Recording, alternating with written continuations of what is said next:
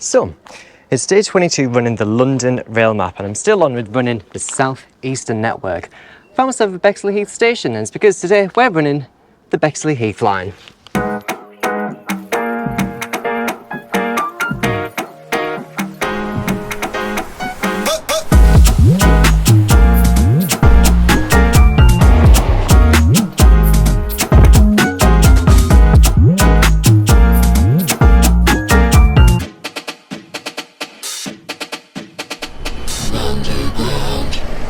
So I'm starting my route today at London Victoria Station. It's one of 3 London terminuses for the South Eastern Railway, the other 2 being of course London Charing Cross and London Cannon Street.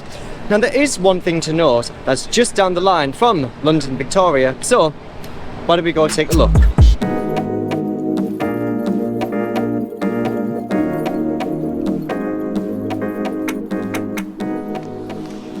So just down the road from London Victoria Station is this canal right here. This is what's known as Grosvenor Canal. Now it actually was in operation all the way up until 1995. It was one of the last commercial canals to exist in London. Now this canal stops just up ahead, however it used to continue much further on. It actually went all the way up to London Victoria Station itself. And it's because London Victoria Station saw rapid expansion in the late 1800s, and so they had to cut back the canal. Now this formed as part of the Grosvenor Waterside Estate. It's all very much luxury housing around here, but it is great to see this little hidden canal just down the road from London Victoria Station. So Grosvenor Road Station was in operation for around 40 or so years, with services operated by the London, Brighton and South Coast Railway, as well as the London, Chatham and Dover Railway. Now this forms as part of a private residence now. I imagine its closure was due to maybe World War I and maybe the fact that the terminus station was just up ahead. But London Victoria Station wasn't always the original terminus of this line. The original terminus was situated right here on the other side of the River Thames, between Grosvenor Viaduct and Chelsea Bridge. Opening in 1858, the terminus was known as Pimlico Station, which was confusing, considering the station lied on the south side of the river in Battersea. The other side of the river was Pimlico. But according to this map from around the same time the station opened, Pimlico Station was also referred to as Ranelagh Station to reflect the nearby Ranelagh Gardens in Battersea Park. The station, however, was short-lived as the line was extended to its current terminus at London Victoria, opening on the 1st of October 1860. Ranelagh Pimlico Station closed to passengers the day before, where it was then converted to a goods depot. Now there are no remains of Ranelagh Station, nor are there any remains of Battersea Park Station that used to exist directly adjacent to the station. But Battersea has a very weird history surrounding its stations. In fact, at one point there used to be 4 Battersea stations. So what is that all about? Before British railway companies were amalgamated, there was fierce competition between them to open their own railway stations, which often led to many duplicates. So as well as the former Battersea Park Station just mentioned, there was also Battersea Park York Road, Battersea Park York Road again, and Battersea Station. This Battersea Park York Road closed in 1916 due to the First World War and just never reopened, while this Battersea Station closed in 1940 owing to damage during the Blitz in World War II. Whereas this Battersea Park York Road, now renamed to Battersea Park, still exists today, with its services operated by Southern, as well as a Parliamentary London Overground service.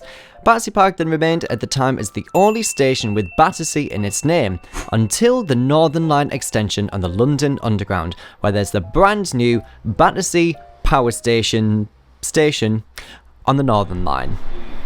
Now it's already closing in on the 1-year anniversary of the Northern Line extension from Kennington to Nine Elms and Battersea Power Station, and it's also closing in on the 1-year anniversary when I'd finished running the entire London Tube map. So, happy first birthday. Oh, how lovely. Anyway, time to move on. I made a quick detour down to Brixton Station where I wanted to check out these disused platforms, as well as the former East Brixton Station nearby. I finally arrived at the first station on the Bexley Heath line today, Denmark Hill, where it's a short distance to the following station, Peckham Rye, which is currently seeing some renovations. It's not long until you arrive at Nunhead, where it's time to talk about all things disused. So I've just made it to Nunhead Station. Now this station was actually sited 100 yards east to this location. In fact, just looking through the garden centre here, you can see the Nunhead Station sign to indicate its former station location. Now, with Nunhead Station, it used to be called Nunhead Junction, and it's because it used to serve 3 lines in the area. There was the Greenwich Park branch line, there was the Catford Loop line, and there was the Crystal Palace High Level line. Now, 2 of those lines have since closed. That would be the Crystal Palace High branch line as well as the Greenwich Park branch line.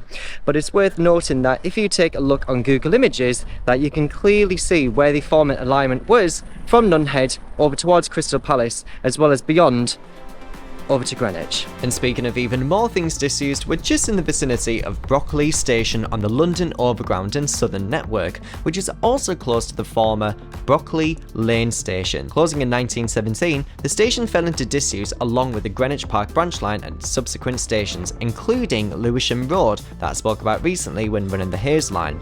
However, Brockley Station may be getting a second chance as it was earmarked by Transport for London in 2016 to reopen the station. The line passes just north of Brockley Station, so would make for a utilised interchange for passengers.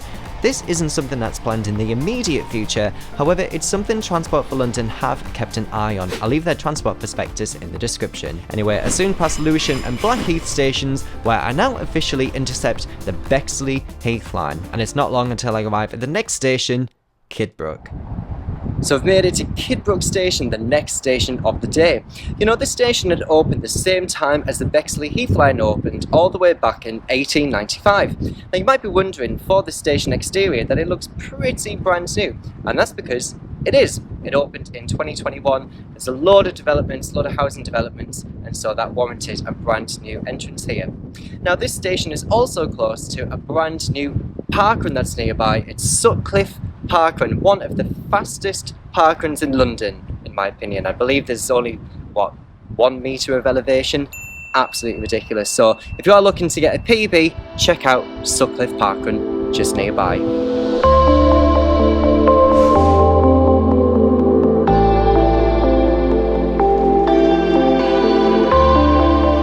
So I'm just in the vicinity of Eltham Station. I'll come back to that in just a moment. But where I've come to right here is known as Well Hall Plaisance. Now this dates all the way back to the 13th century, back in the Tudor times. It's also used as a private residence, and it also has a Tudor barn. Now the Tudor barn still exists. I couldn't really do any filming around there because there was an event happening. However, the house unfortunately is no longer here.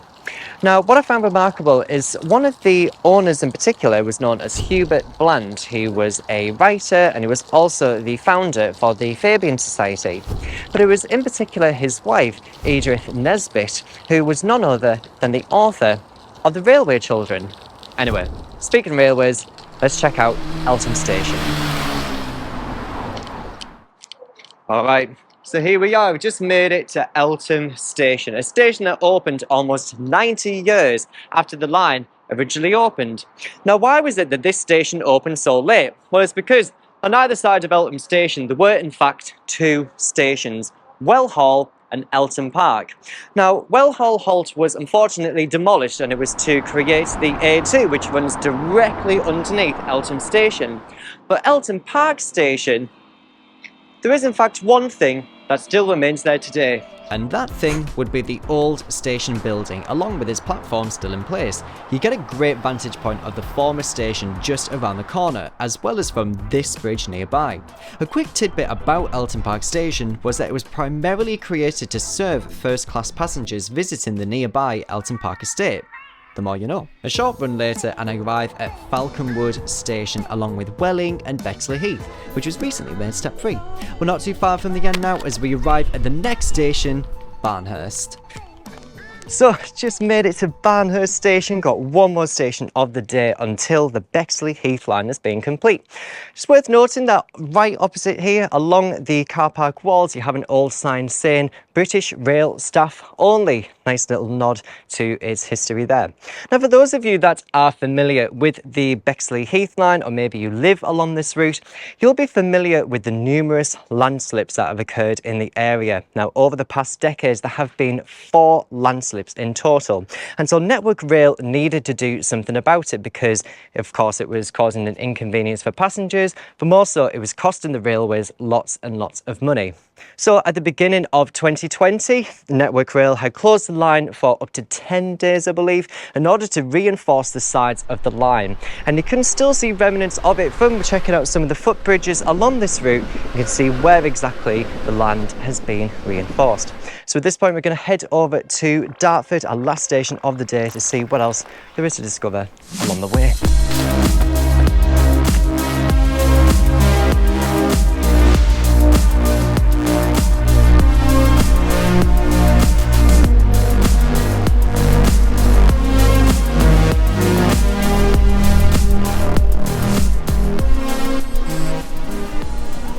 So over 38 kilometres later, made it to Dartford station. Let me know down below what it is that you learned along this route today. Maybe you plan on discovering this part of southeast London.